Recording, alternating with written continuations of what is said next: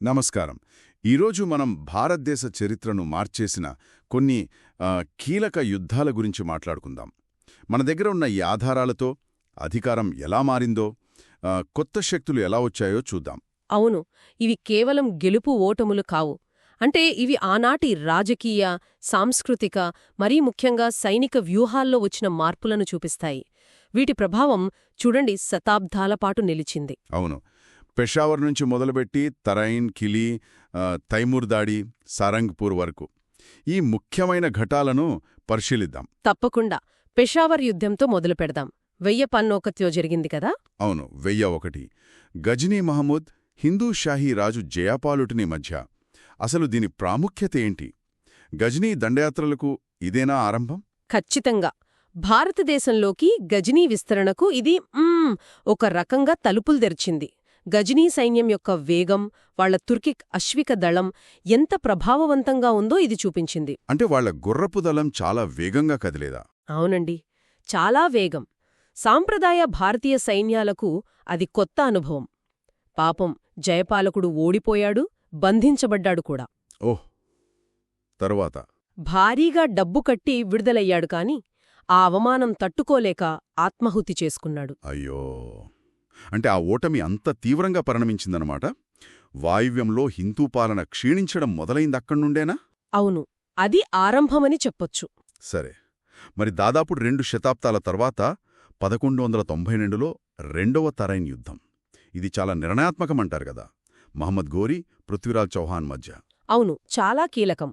మొదటి తరైన్ యుద్ధంలో 1191లో ఘోరీ ఓడిపోయాడు కదా. అవునవును. ఆ ఓటమి నుంచి పాఠాలు నేర్చుకున్నాడు. ఈసారి మెరుగైన వ్యూహాలతో వచ్చాడు. ముఖ్యంగా వేగంగా కదిలే గుర్రపు విలుకాండ్రు, హిట్ అండ్ రన్ లాంటి పద్ధతులు వాడారు. అంటే రాజ్పూతుల భారీ సైన్యానికి ఇది సవాల్ విసిరిందా? సరిగ్గా. వాళ్ల ఏనుగులు, కేంద్రీకృత వ్యూహాలకు ఇది భిన్నంగా ఉంది. కొన్ని మోసపూరిత ఎత్తుగడలు కూడా ఉన్నాయని అంటారు. చివరికి పృథ్వీరాజ్ చౌహాన్ ఓడిపోయారు, బంధించబడ్డారు, తర్వాత చంపబడ్డారు. ఈ విజయంతోనే ఉత్తర భారతంలో ముస్లిం పాలనకు పునాది పడిందా? ఢిల్లీ సుల్తానేట్. అవును, 1206లో ఢిల్లీ సుల్తానేట్ స్థాపనకు ఇదే మార్గం సుగమం చేసింది. పనియత అంటే వ్యూహం చాలా ముఖ్యమన్నమాట. సరే, సుల్తానేట్ ఏర్పడ్డా కూడా ప్రశాంతంగా లేదు గదా. మంగోళ్ల నుంచి ముప్పొచ్చింది. 1299లో కిలీ యుద్ధం గురించి చెప్పండి, అల్లావుద్దీన్ ఖల్జీ కాలంలో. అవును, మంగోళ్లుది పెద్ద సమస్య అప్పట్లో. ఇది భారతదేశంపై జరిగిన అతిపెద్ద మంగోల్ దండయాత్రల్లో ఒకటి. ఢిల్లీ సుల్తాన్ అల్లావుద్దీన్ ఖల్జీ మంగోల్ సేనాని కుత్లుగ్ ఖ్వాజాలను కిలీ అనే చోట ఎదుర్కొన్నాడు. ఏం జరిగిందక్కడ? అక్కడ జాఫర్ ఖాన్ అనే ఒక సేనాని ఉన్నాడు, చాలా పరాక్రమవంతుడు. కాని బహుశా సుల్తాన్ ఆదేశాలను పూర్తిగా పాటించలేదేమో, చాలా దూకుడుగా వెళ్లి మంగోళ్లకు భారీ నష్టం కలిగించాడు. కాని అదే క్రమంలో వీరమరణం పొందాడు. ఓహ్, మరి యుద్ధం? అతని చర్య వల్ల ఢిల్లీ సైన్యంలో కొంత గందరగోళం ఏర్పడినా వాళ్లు నిలదొక్కున్నారు. చివరికి మంగోలులు వెనక్కి తగ్గారు. ఈ అనుభవం తర్వాత ఖల్జీ తన సైన్యాన్ని, సరిహద్దు రక్షణను ఇంకా బలోపేతం చేసుకున్నాడు. జాఫర్ ఖాన్ చర్య కొంచెం వివాదాస్పదమే అయినా మంగోలులను ఆపగలిగారు. సరే, ఆ గండం గడిచింది.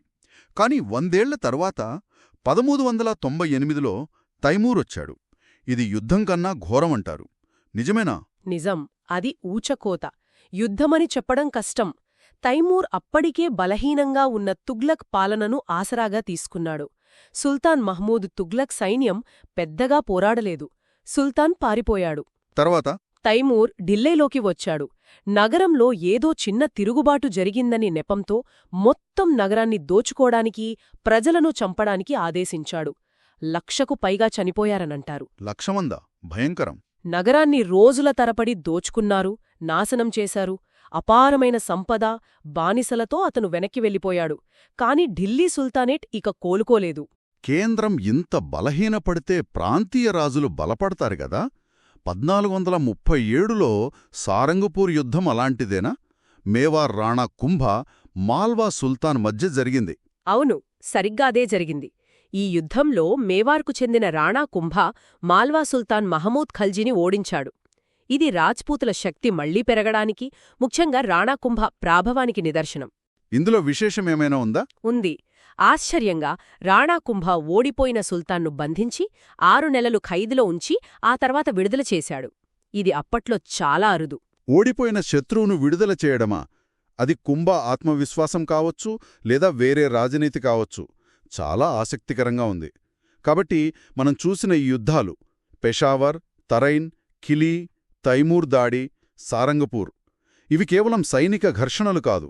రాజనీతి, వ్యూహాలు, ఒక్కోసారి పాలకుల వ్యక్తిత్వాలు కూడా చరిత్రను ఎలా మలుస్తాయో చూపిస్తున్నాయి. అవును, గజనీ దాడుల నుంచి సుల్టానేట్ స్థాపన, మంగోల్ దాడుల నివారణ, తైమూర్ విధ్వంసం, మళ్లీ రాజ్పూత్ శక్తి పెరగటం ప్రతిదీ తర్వాతి కాలానికి, ముఖ్యంగా మొఘల్ సామ్రాజ్య స్థాపనకు పునాది వేసింది. నిజమే. అయితే ఇక్కడ మనం ఆలోచించాల్సిన విషయం ఒకటుంది.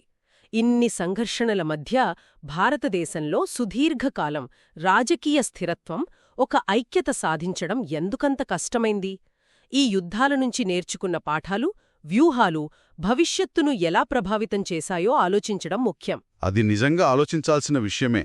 ఈ యుద్ధాల వెనుక ఉన్న పాఠాలు, వాటి దీర్ఘకాలిక ప్రభావం శ్రోతలు కూడా దీనిపై ఆలోచించవచ్చు.